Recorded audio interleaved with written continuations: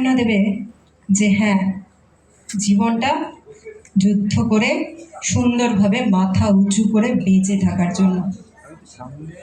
বিচারের বাণী যেখানে নীরবে নিভৃতে কাঁদে, সেখানে সুবিচারের আশায় গিয়েছিল সুপর্ণা।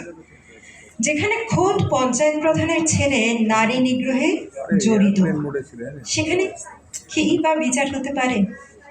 পঞ্চায়েত প্রধানের নিধান তাই মাথা পেতে মেনে নেয়নি সুপর্ণা, ভেঙে পড়তে দেয়নি নিজেকে।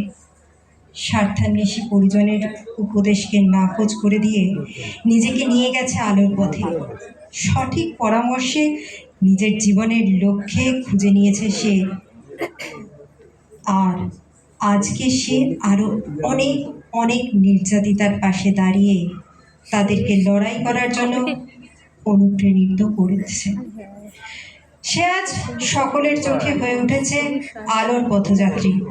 সেই সুবর্ণার লড়াই নিয়ে জীবিকা ডেভেলপমেন্টের নাটক জয়ভীর।